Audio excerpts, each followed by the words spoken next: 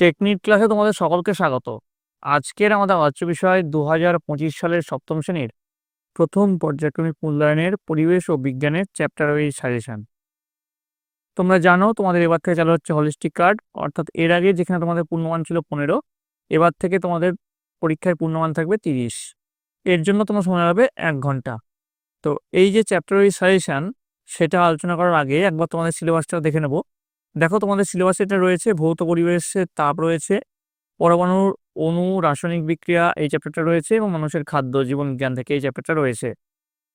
এবার তোমরা প্রতিটি চ্যাপ্টার থেকে 10 নম্বর করে পাবে।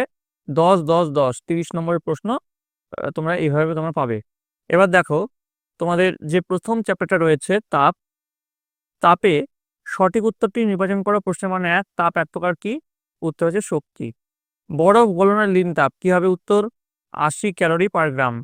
প্রমাণ চাপে যে উষ্ণতায় তরলের ফুটন শুরু হয় তাকে কি বলা হয়? তাকে বলা হয় স্ফুটনাঙ্ক। 4 নম্বর, পদার্থের অবস্থান্তরের জন্য দায়ী কে? উত্তর হচ্ছে লীন তাপ। আচ্ছা দেখো এখানে দেখো তোমাদের কোথাও একটা স্টার আছে, কোথাও ডবল স্টার আছে। যেগুলো স্টার বা ডবল স্টার আছে সেগুলো কিন্তু খুব খুব ইম্পর্টেন্ট, বাকিগুলোও কিন্তু তোমাদের পরীক্ষার জন্য ইম্পর্টেন্ট। আর পার্টিকুলার কোনো একটা স্কুলের জন্য যেগুলো ইম্পর্টেন্ট সেরকম কিছু নয়, এগুলো সব স্কুলের জন্যই কিন্তু ইম্পর্টেন্ট হতে চলেছে। দেখো 5 নম্বরটা খুব ইম্পর্টেন্ট, সেলসিয়াস ও ফারেনহাইট স্কেলের মধ্যে সম্পর্ক। উত্তর লিখবে C/9 = F-32/9। 6 নম্বর, হাতে স্পিরিট ঢাললে ঠান্ডা লাগার কারণ কোন ঘটনা? উত্তর হচ্ছে বাষ্পীভবন। পরেরটা দেখো, ফারেনহাইট স্কেলে বিশুদ্ধ জলের স্ফুটনাঙ্ক কত? উত্তর হচ্ছে 212 ডিগ্রি সেলসিয়াস। নেক্সট দেখো, 212 ডিগ্রি ফারেনহাইট। 8 নম্বর, স্নান করার পর পাখা চালিয়ে নিচে দাঁড়ালে উত্তর কি হবে? ঠান্ডা বোধ হয়। 9 নম্বর, গৃহীত বা বর্জিত তাপ মাপা হয় কোন যন্ত্রের সাহায্যে? উত্তর লিখবে ক্যালোরিমিটার। 10 নম্বর, তাপের এককটি হলো? উত্তর লিখবে জুল। শূন্যস্থান পূরণ করতে হবে। উষ্ণতা পরিমাপক যন্ত্রের নাম থার্মোমিটার। 2 নম্বরটা দেখো খুব ইম্পর্টেন্ট, লীন তাপ পদার্থের অবস্থার পরিবর্তন ঘটায় কিন্তু উষ্ণতার পরিবর্তন ঘটায় না। তারপরটা খুবই ইম্পর্টেন্ট, বরফ গলনের লীন তাপ কত? 80 ক্যালোরি পার গ্রাম।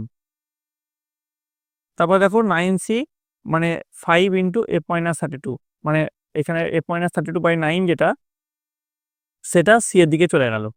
5 নম্বর, কোনো তরলের বাষ্পে পরিণত হওয়ার ঘটনাকে কি বলা হয়? বাষ্পীভবন বলে। তোমাদের এই যে ভিডিওটা আমি করাচ্ছি, এখান থেকে কিন্তু তোমার পরীক্ষায় অনেক কমন পাবে, এবং পরীক্ষার শেষে অবশ্যই কমেন্টে জানাবে এখান থেকে কতগুলো কমন পেয়েছো। তারপরে দেখো বাম স্তম্ভের সঙ্গে ডান স্তম্ভ মেলাতে বলেছে, প্রতিটি প্রশ্নের মান 1। দেখো বাম স্তম্ভে কি আছে? সূর্যমুখী ফুল ফোটে, বীজের অঙ্কুরোদ্গম, বাবলা পাতা মুড়ে যায়, ধান বা গম। ডান স্তম্ভে আছে উষ্ণতার প্রভাবে হয় উষ্ণ আবহাওয়ার ফসল শীতকালে, আর ডিতে আছে রাতের বেলা। তো এর দেখো সঠিক উত্তর, সূর্যমুখী ফুল ফোটে, সেটার সঙ্গে তোমাদের মিলবে হচ্ছে শীতকালে। নেক্সট দেখো, বীজের অঙ্কুরোদ্গম, এটা হবে উষ্ণতার প্রভাবে হয়। 3 নম্বর, বাবলা পাতা মুড়ে যায় রাতের বেলা। 4 নম্বর দেখো, ধান বা গম, এটার সঙ্গে মিলবে উষ্ণ আবহাওয়ার ফসল। আশা করি তোমরা সকলে বুঝতে পেরেছো। এবার দেখো সত্য মিথ্যা নির্ণয় করতে বলেছে। শীতকালে শীত প্রধান দেশে কুকুরের দেহে লম্বা লোম থাকে। উত্তর হচ্ছে সত্য। নেক্সট, খুব ইম্পর্টেন্ট প্রশ্ন, তাপের এসআই একক হলো জুল, এটাও সত্য। 3 নম্বর, মাটির কলসি সুপরিবাহী হওয়ায় জল ঠান্ডা থাকে, এটা মিথ্যা। নেক্সট, 4 নম্বরটা খুব ইম্পর্টেন্ট, প্রবল ঠান্ডার জন্য পেঙ্গুইনের চামড়া পুরু হয়, এটাও সত্য। 5 নম্বর, থার্মোমিটারের সাহায্যে বস্তুর মোট তাপ মাপা যায়, এটা মিথ্যা। পরেরটা, অতি সংক্ষিপ্ত উত্তরধর্মী প্রশ্নাবলী, প্রতিটি প্রশ্নের মান আছে 1 করে। বস্তু কর্তৃক গৃহীত বা বর্জিত তাপ কিসের উপর নির্ভর করে? উত্তর লিখবে বস্তু কর্তৃক গৃহীত বা বর্জিত তাপ বস্তুর ভর, আপেক্ষিক তাপ এবং উষ্ণতা পরিবর্তনের উপর নির্ভর করে। 2 নম্বরটা খুব ইম্পর্টেন্ট, দেখো বরফ গলনের লীন তাপ কি? উত্তর লিখবে বরফ গলনের লীন তাপ 80 ক্যালোরি পার গ্রাম। এর আগে শূন্যস্থানেও কিন্তু এই প্রশ্নটা তোমাদের করিয়েছি। 3 নম্বর, ডাক্তারি থার্মোমিটারকে ফুটন্ত জলে ডোবানো উচিত কি? উত্তর লিখবে না, ডাক্তারি থার্মোমিটারকে ফুটন্ত জলে ডোবানো উচিত নয়, তাতে থার্মোমিটার ফেটে যাবে। 4 নম্বর, কোনো বস্তুর উষ্ণতা সেলসিয়াস স্কেলে 20 ডিগ্রি বৃদ্ধি পেলে ফারেনহাইট স্কেলে উষ্ণতা কত বৃদ্ধি হবে? উত্তর লিখবে 36 ডিগ্রি ফারেনহাইট। 5 নম্বরটা খুব ইম্পর্টেন্ট, সেলসিয়াস স্কেলের দুটি স্থিরাঙ্কের মধ্যবর্তী ব্যবধান কত? উত্তর লিখবে 100 ডিগ্রি সেলসিয়াস।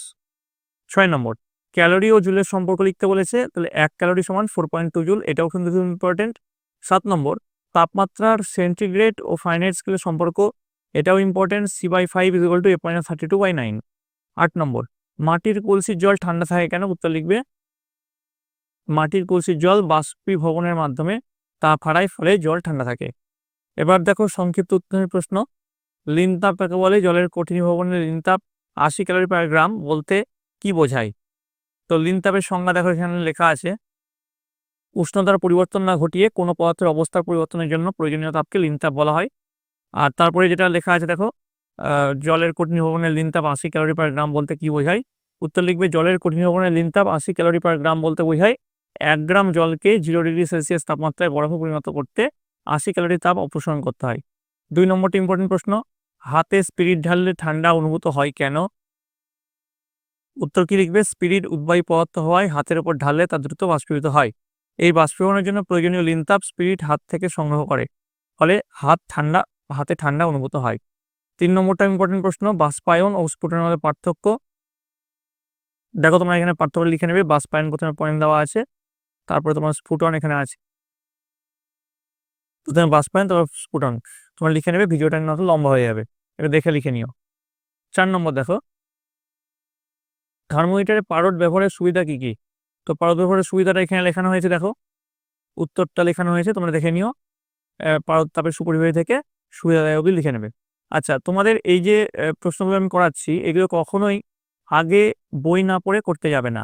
আগে বইয়ের যে 3টে চ্যাপ্টার আছে ভালো করে পড়ো, তারপরে তোমরা এগুলো পড়ো, না তো কিন্তু তোমাদের এটাতে পড়ে কোনো লাভ হবে না। আগে বইয়ের টেক্সট বুকটা যদি ভালো করে না পড়ো, তাহলে এই সাজেশন প্রশ্ন পড়ে কোনো লাভ নেই। 5 নম্বর দেখো, জ্বর বেশি হলে কপালে জলপট্টি দেওয়া হয় কেন? জ্বর বেশি হলে কপালে জলপট্টি দিলে জল বাষ্পীভূত হওয়ার সময় শরীর থেকে তাপ গ্রহণ করে, ফলে শরীরের তাপমাত্রা কমে এবং আরাম পাওয়া যায়। 6 নম্বরটা খুব ইম্পর্টেন্ট প্রশ্ন, তাপ ও তাপমাত্রার পার্থক্যগুলি লেখো। তো দেখো তার পার্থক্য লেখানো হয়েছে, তোমরা একটু দেখে নিও। 7 নম্বর দেখো, খুবই ইম্পর্টেন্ট প্রশ্ন, জলের বাষ্পীভবনের লিন তাপ 537 ক্যালোরি পার গ্রাম বলতে কি বোঝানো হয়?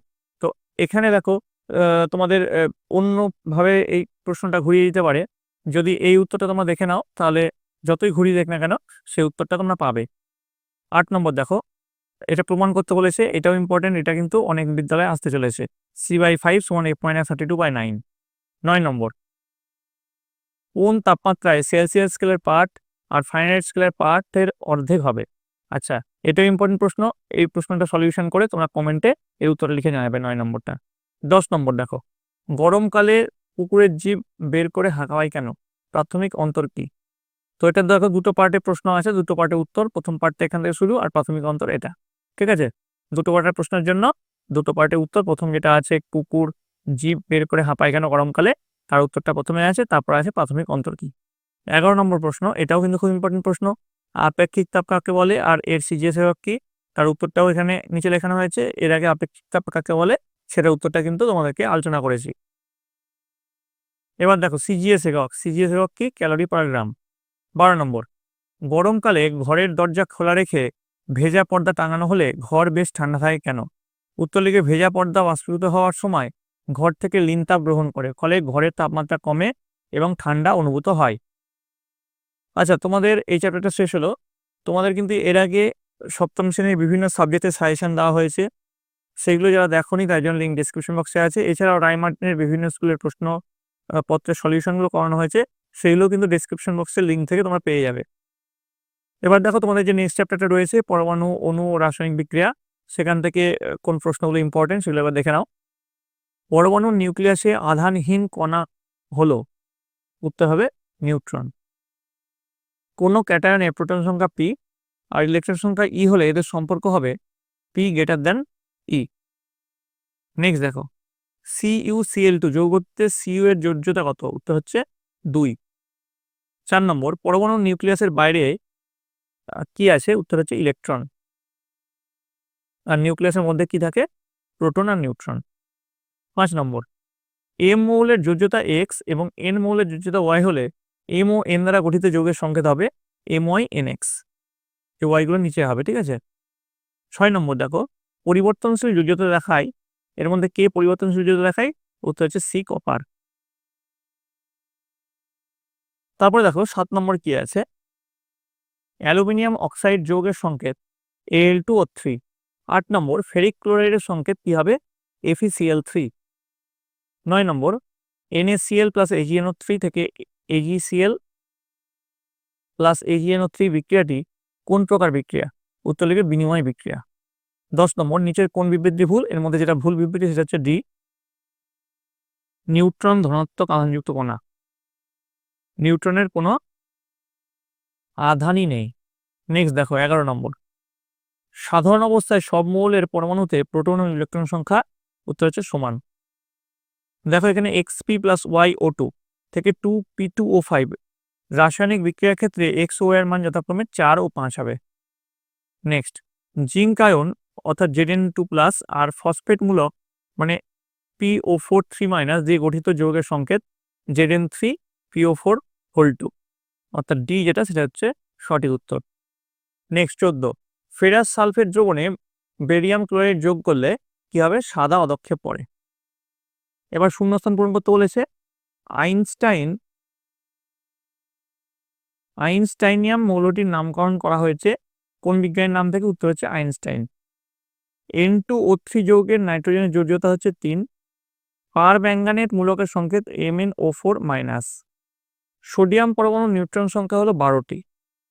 কোনো পরমাণুর মধ্যে অবস্থিত একটি আধানহীন কণার নাম নিউট্রন।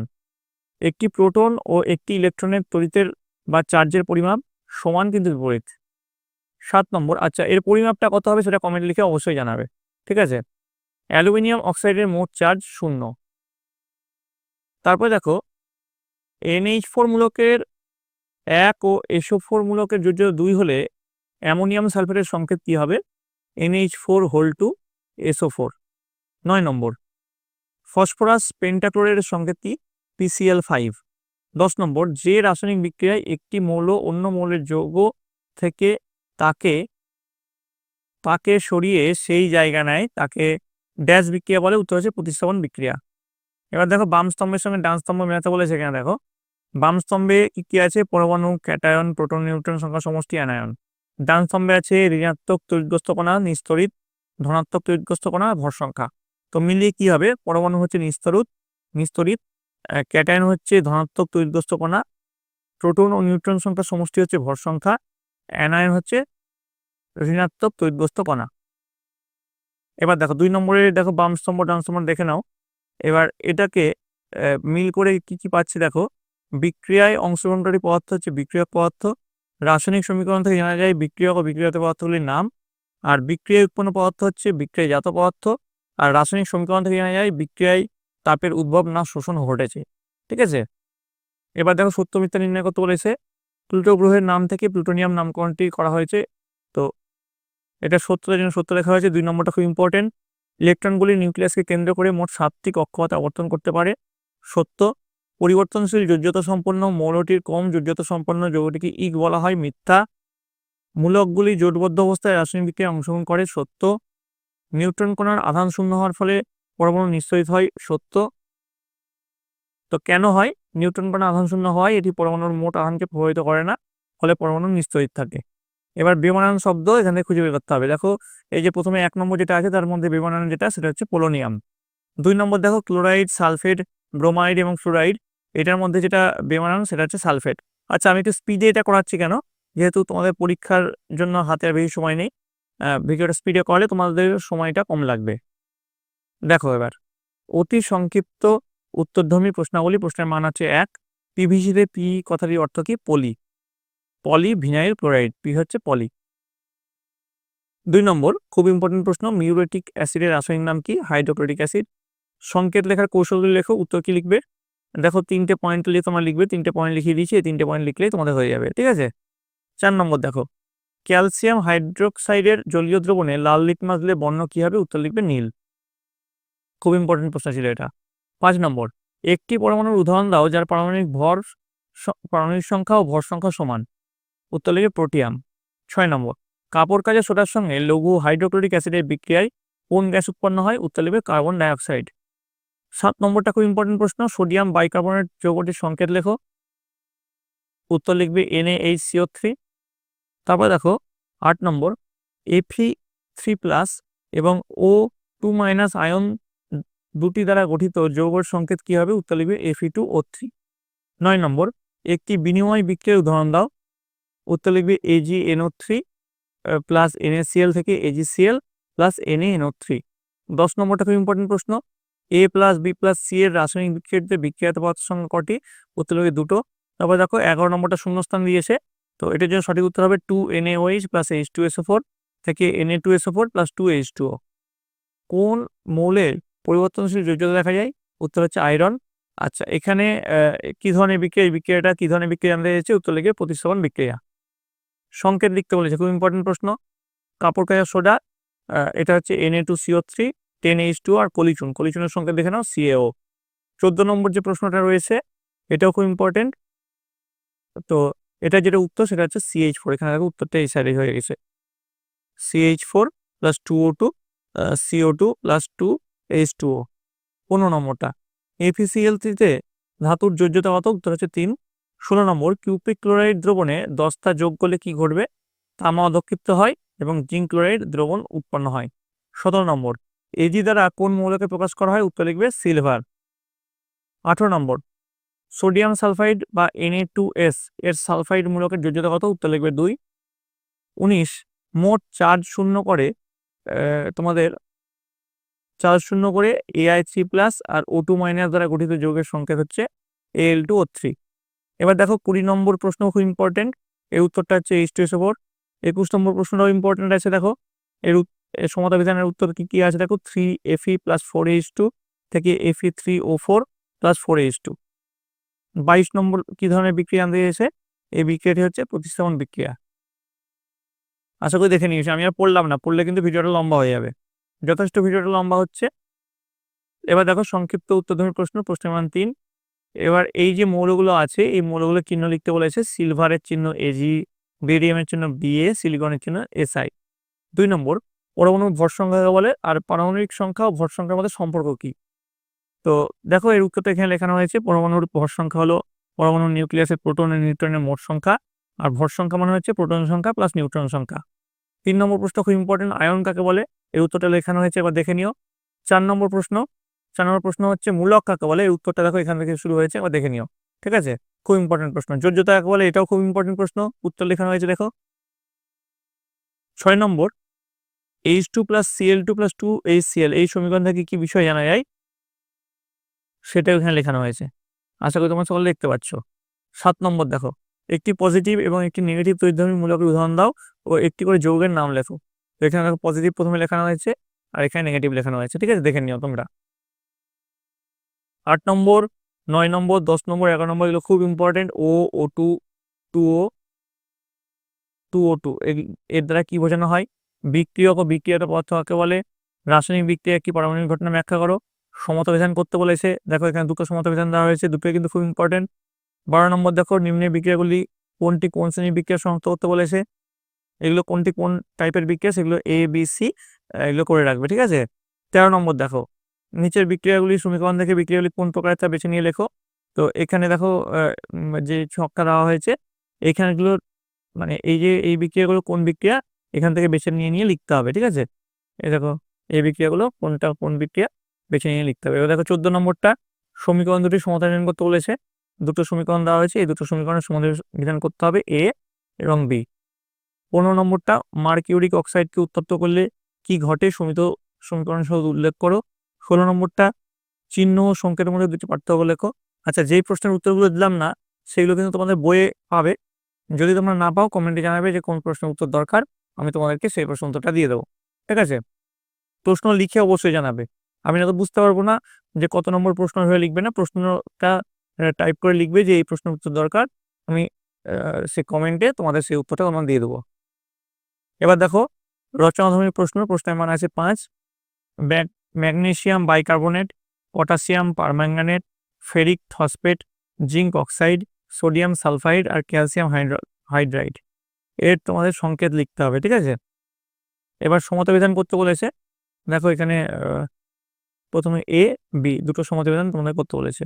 তারপর দেখো এইগুলো সমতা বিধান করে রাখবে, খুব ইম্পর্টেন্ট সমতা বিধান, ঠিক আছে। তাহলে তোমাদের এই যে চ্যাপ্টার সেটা তোমাদের শেষ হলো। এতটা অবধি যদি তোমাদের ভালো লেগে থাকে অবশ্যই লাইক করবে, বন্ধুদের সাথে শেয়ার করবে। এবার দেখো তোমাদের জীবন বিজ্ঞানের যে একটাই চ্যাপ্টার আছে মানুষের খাদ্য, এখান থেকে কোন প্রশ্নগুলো ইম্পর্টেন্ট সেগুলো দেখে নাও। সঠিক উত্তরটি নির্বাচন করে প্রশ্নের মান 1।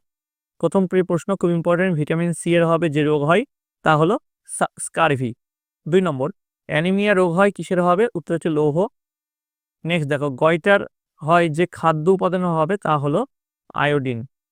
4 নম্বর, চকলেটে বাদামি রং হিসেবে মেশানো হয় ক্যারামেল। 5 নম্বর, ঢেকি ছাঁটা চালে পাওয়া যায় ভিটামিন বি কমপ্লেক্স। আচ্ছা, ভিটামিন কে কোথায় পাওয়া যায় যদি তোমরা জানো কমেন্টে লিখে অবশ্যই জানাবে, এবং কমেন্টে তোমাদের বিদ্যালয়ের নাম এবং কে কোন জেলা থেকে দেখছো সেটা লিখতে ভুলবে না।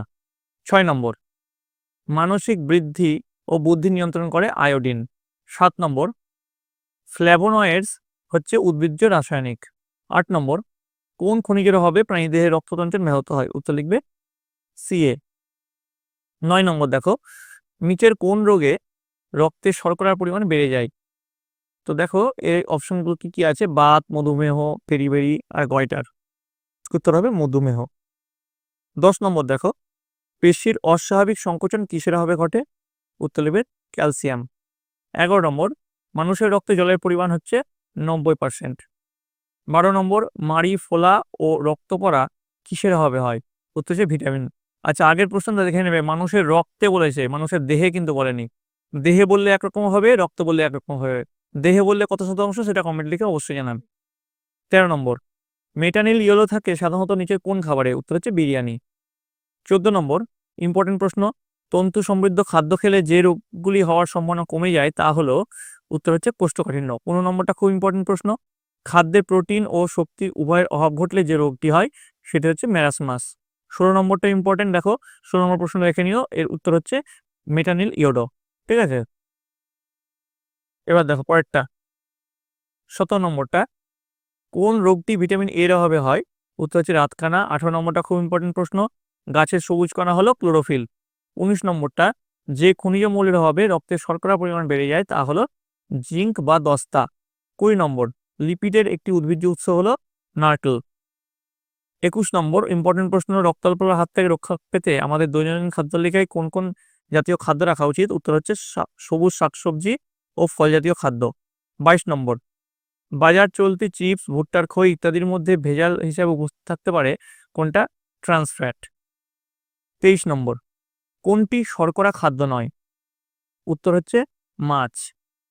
আচ্ছা, তোমাদের এই সাজেশনগুলো যে করাচ্ছি, এই সাজেশনগুলি প্রতিটি বিদ্যালয়ের জন্যই কিন্তু খুব ইম্পর্টেন্ট। তোমরা কমেন্টে আবার লিখো না যে এই স্কুলের জন্য ইম্পর্টেন্ট কিনা, ওই স্কুলের জন্য ইম্পর্টেন্ট কিনা। এগুলো প্রতিটি বিদ্যালয়ের জন্য খুব ইম্পর্টেন্ট এবং এখান থেকে তোমরা 90% কমন পেতে চলেছো।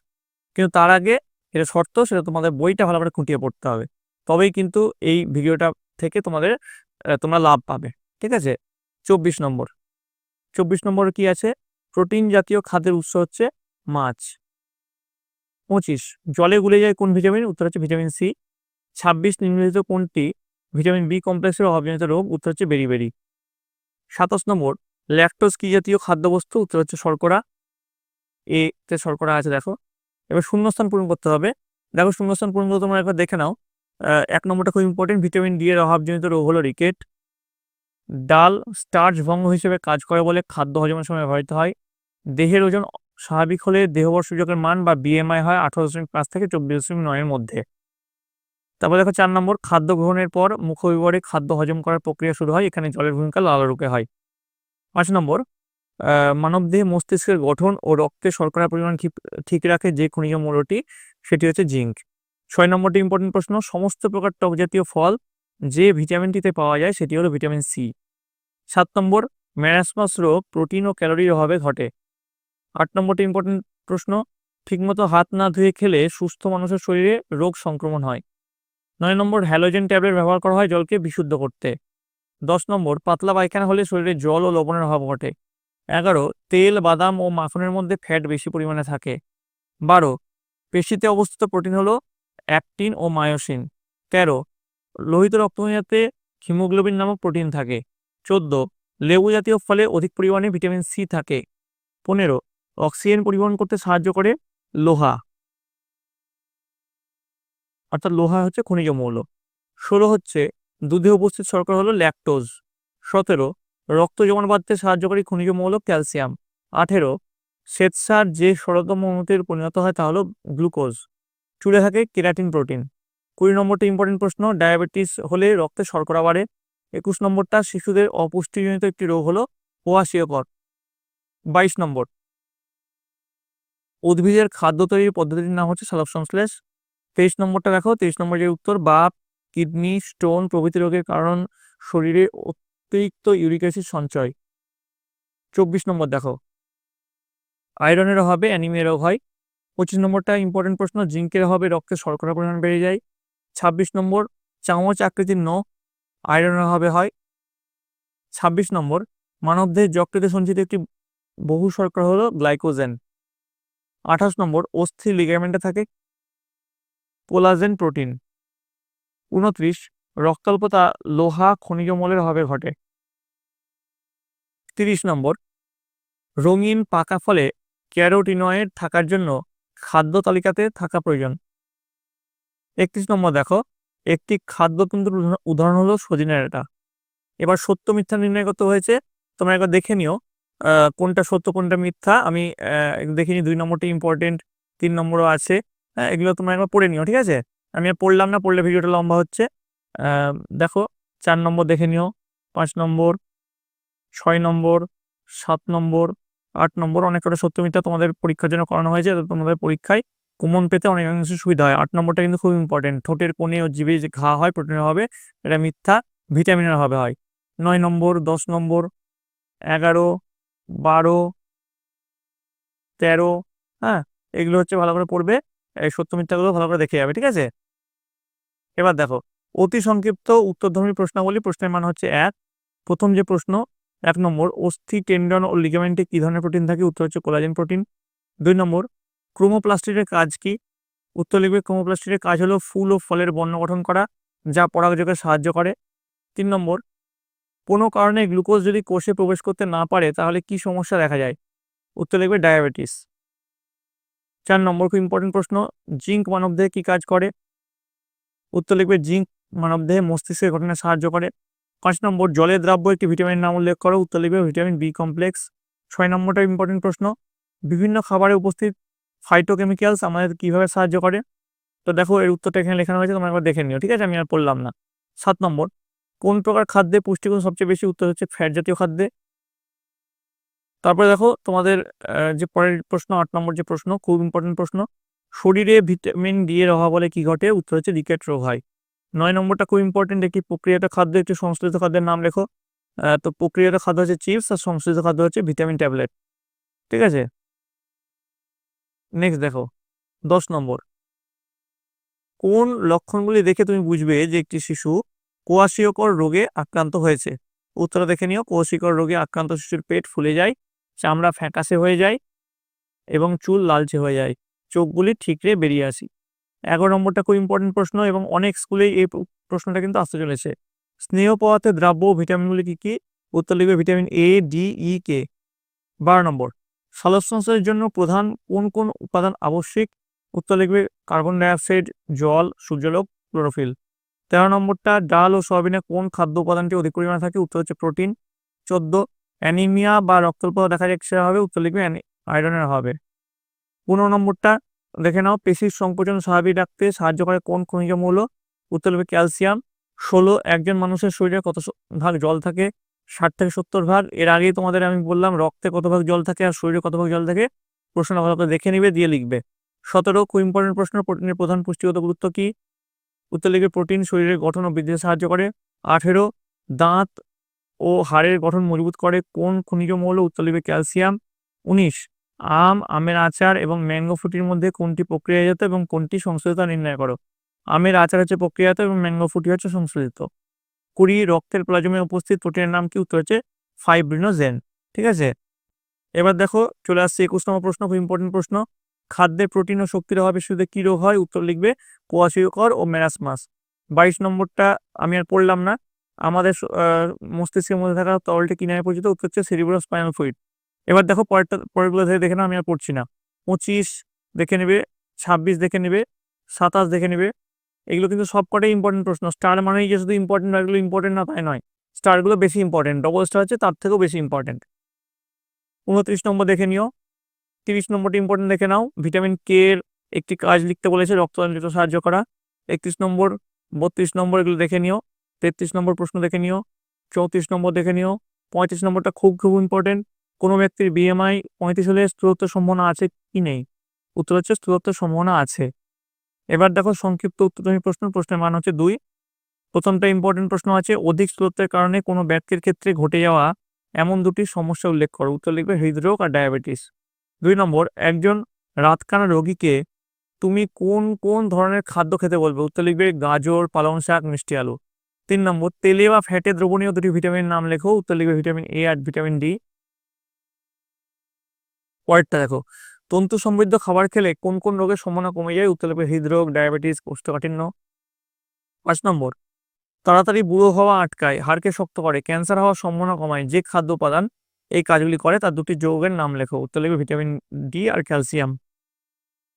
6 নম্বর, তোমার শরীরে শর্করার পরিমাণ বেড়ে গেলে কি কি সমস্যা হতে পারে? উত্তর লিখবে ডায়াবেটিস, হৃদরোগ, কিডনির রোগ। 7 নম্বর, প্রাকৃতিক ও প্রক্রিয়াত এই দুটি খাদ্যের মধ্যে কোন খাদ্যটি গ্রহণের যোগ্যতা তোমার বেশি বলে মনে হয়? উত্তর লিখবে প্রাকৃতিক খাদ্য। 8 নম্বরটা খুব ইম্পর্টেন্ট, ফাইটোকেমিক্যাল জাতীয় খাদ্যের 4টি উপকারিতা লেখো। উত্তর লিখবে রোগ প্রতিরোধ ক্ষমতা বৃদ্ধি করে, ক্যান্সার প্রতিরোধ করে, হৃদরোগ প্রতিরোধ করে, বার্ধক্য রোধ করে। 9 নম্বরটা ভিটামিন বি কমপ্লেক্সের অভাবজনিত দুটি উপসর্গের নাম লেখো। উত্তর লিখবে বেরিবেরি আর পেলেগ্রা। 10 নম্বরটাও খুব ইম্পর্টেন্ট, কোয়াশিওকর ও প্যানাসপেরোকার পার্থক্য কি?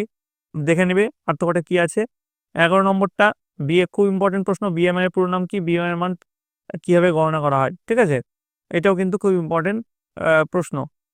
এবার চলে আসবো পরবর্তী প্রশ্ন, 12 নম্বর প্রশ্ন, ভিটামিন ডি এর দুটি উৎস এবং কাজ লেখো। উৎস কি কি আছে? দুধ, ডিম, সূর্যের আলো। আর কাজ হচ্ছে হাড়ের গঠন মজবুত করে। এবার দেখো তোমাদের চলে আসছি পরেরটা দেখো, 13 নম্বর, ভিটামিন ই এর যে কোনো দুটি কাজ লেখো। খুব ইম্পর্টেন্ট প্রশ্ন। 14 নম্বরটাও ইম্পর্টেন্ট, বাড়িতে পানীয় জল পরিশোধন করার জন্য দুটি উপায় উল্লেখ করো। 15 নম্বর, অস্থিসন্ধিতে কি প্রকার তরল থাকে? এই তরল কি কাজে লাগে? উত্তরগুলো দেখে নিও, উত্তরগুলো নিচে লেখানো হয়েছে। 16 নম্বর, ভিটামিন সি এবং ভিটামিন এর অভাবজনিত রোগের নাম লেখো। উত্তর হচ্ছে স্কারভি, রাতকানা। তারপরে দেখো পরেরটা, একজন ব্যক্তির ওজন 60 কেজি, উচ্চতা 1.5 মিটার, ওই ব্যক্তির বিএমআই নির্ণয় করো। এভাবে বিএমআই নির্ণয়ের কিন্তু অনেক অঙ্কই তোমাদের আসতে পারে, ঠিক আছে, এই ডেটাগুলো চেঞ্জ করে দিতে পারে। 18 নম্বর, জীবদেহে জলের ভূমিকা লিখতে বলেছে দুটো, এখানে দুটো ভূমিকা লেখানো হয়েছে, পরিপাকে সাহায্য করে, তাপমাত্রা নিয়ন্ত্রণ করে। 19 নম্বর ইম্পর্টেন্ট প্রশ্ন, কোয়াশিকর রোগের লক্ষণগুলি লিখতে বলেছে। উত্তর লিখবে পেট ফোলা, চামড়া ফ্যাকাশে হয়ে যাওয়া, চুল লালচে হয়ে যাওয়া, এগুলো হচ্ছে লক্ষণের। 20 নম্বর দেখো, এই তন্তু সমৃদ্ধ খাবার খেলে কোন কোন রোগ হওয়ার সম্ভাবনা কমে যায় সে লিখতে বলেছে। 21 নম্বর, কার্বোহাইড্রেট জাতীয় দুটি দানাশস্যের নাম লেখো। 22 নম্বর, মুড়ি, ছানা, পেয়ারা, কোল্ড ড্রিঙ্কস, চকোলেট, শসা এগুলির মধ্যে কোনটি প্রক্রিয়াত, কোনটি কৃত্রিম খাবার লেখো। তো এর মধ্যে দেখো প্রক্রিয়াত খাবার হচ্ছে মুড়ি, চকলেট, কৃত্রিম খাবার হচ্ছে কোল্ড ড্রিঙ্কস। নেক্সট 23, লিপিডের দুটি প্রাণীজ এবং দুটি উদ্ভিজ্জ উৎসের নাম লিখতে বলেছে। প্রাণীজ উৎস হচ্ছে মাছের তেল, ডিম, উদ্ভিজ্জ উৎস হচ্ছে সয়াবিন তেল, বাদাম। 24, খনিজ মূল্যের অভাবে শরীরে কি কি সমস্যা দেখা যেতে পারে? উত্তর কি লিখবে দেখো, রক্তাল্পতা, হাড়ের দুর্বলতা, স্নায়ুর সমস্যা। পরেরটা 25 নম্বর ইম্পর্টেন্ট প্রশ্ন, ম্যারাসমাস ও কোয়াশিকর রোগে আক্রান্ত শিশুকে দেখে তুমি কিভাবে শনাক্ত করবে কার কি রোগ হয়েছে? তো তোমাদের এর আগেই কিন্তু এই প্রশ্নটা করিয়েছি, একবার তো দেখে নাও। ইম্পর্টেন্ট প্রশ্ন, ম্যারাসমাস রোগে আক্রান্ত শিশুর ওজন কম থাকে আর কোয়াশিকর রোগে আক্রান্ত শিশুর পেট ফোলা থাকে। 26 নম্বরটা দেখো, ডায়াবেটিস মিলিটাস ও বা মধুমেহ কি? ইম্পর্টেন্ট প্রশ্ন। 27 নম্বরটা, তোমার ওজন 50 কেজি, উচ্চতা 1.5 মিটার হলে তোমার বিএমআই নির্ণয় করো এবং তোমার শারীরিক অবস্থা সম্পর্কে মন্তব্য করো। এর আগে কিন্তু এরকম একটা প্রশ্ন তোমাদের দিয়েছি। এবার দেখো 28 নম্বর দেখো, গাছ খাবার তৈরি করে কিভাবে তা সংক্ষেপে লেখো। ওবেসিটি বা স্থূলতার ফলে মানবদেহে কি রোগ হতে পারে? প্রোটিনের অভাবজনিত দুটি রোগের নাম লেখো। এবার দেখো বড় যে প্রশ্ন 3 নম্বর মান, গাছের ইম্পর্টেন্ট প্রশ্ন দেখো, গাছের খাদ্য তৈরির পদ্ধতিতে কি বলা হয়? গাছের খাদ্য তৈরির উপাদানগুলির নাম লেখো এবং কোথা থেকে তা পাওয়া যায়? 1+1। 2 নম্বরটি ইম্পর্টেন্ট, উদ্ভিদের খাদ্য তৈরির পদ্ধতিকে কি বলা হয়? খাদ্য তৈরিতে প্রয়োজনীয় 4টি উপাদানের নাম লেখো এবং তাদের উৎস লিখতে বলেছে। 3 নম্বর, ওবেসিটির কারণ ও দুটি সমস্যা উল্লেখ করো। 1.5 করে আছে এটা। মনে করো একজন শিশুর হাড় ভঙ্গুর হয়ে গেছে, ডাক্তারবাবু বললেন রক্তে ক্যালসিয়ামের অভাব আছে। তুমি এই সমস্যা কিভাবে সমাধান করবে? ৫ নম্বর প্রশ্নটা খুব ইম্পর্টেন্ট প্রশ্ন। দেহে প্রোটিন জাতীয় খাদ্যের আধিক্য ও ফ্যাট জাতীয় খাদ্যের আধিক্য হলে কি রোগ সৃষ্টি হয় বা কি সমস্যা দেখা যায়? ৬ নম্বর প্রশ্নও খুব ইম্পর্টেন্ট। ভিটামিন যেগুলি ফ্যাটে দ্রাব্য তাদের নাম, কাজ ও অভাবজনিত লক্ষণগুলি উল্লেখ করে উৎস দেখাও। ৭ একটি শিশুর ওজন ৩০ কেজি, উচ্চতা ২ মিটার হলে শিশুটির BMI কত? জলের একটি ধর্ম লিখতে বলেছে। ৮ নম্বর কোয়াশিকর ও ম্যারাসমাস রোগের কারণ আর খাদ্যতন্তু কি? ১৯ নম্বর এটা তন্তু হবে, ঠিক আছে? ৯ নম্বর এক ব্যক্তির ওজন ৬৯.১২ কেজি, উচ্চতা ১০০ সেন্টিমিটার হলে ব্যক্তিটির BMI নির্ণয় করো। ১০ নম্বরটা ইম্পর্টেন্ট, দেখে নিও প্রশ্নটা। ১১ নম্বরটা ইম্পর্টেন্ট, এই রোগগুলোর কারণ লিখতে বলেছে, মেরাসমাস, প্লেগরা, রক্তাল্পতা। তারপর দেখো ৫ মার্কসের প্রশ্ন, রচনাধর্মী প্রশ্নগুলো কি আছে, খুব ইম্পর্টেন্ট প্রশ্ন। সালোক সংশ্লেষ কাকে বলে? এর প্রয়োজনীয় উপাদানগুলি কি কি? এর ফলে কি কি পদার্থ উৎপন্ন হয়? ২ যোগ ২ যোগ ১। ২ নম্বরটা খুব ইম্পর্টেন্ট প্রশ্ন। খনিজ খনিজ মৌলের অভাবে কি কি রোগ সৃষ্টি হয়? প্রয়োজনীয় খনিজ মৌলগুলির নাম উল্লেখ করো। উদ্ভিদ ও প্রাণী খনিজ মৌলগুলি সংগ্রহ করে কিভাবে? ৩ নম্বর প্রাকৃতিক খাবার, প্রক্রিয়াজাত খাবার ও কৃত্রিম খাবার কাকে বলে উদাহরণ সহ লিখতে বলেছে। ৪ নম্বর জলে দ্রাব্য ভিটামিন কাকে বলে? এগুলো কি কি? মানুষের শরীরে প্রোটিন জাতীয় খাদ্যের প্রয়োজনীয়তা উল্লেখ করতে বলেছে। ১+১+৩। নেক্সট দেখো, পৃথিবীতে মিষ্টি জল কোথা থেকে কোথায় কত ভাগ রয়েছে তার একটি সরল চিত্রের মাধ্যমে দেখাতে বলেছে।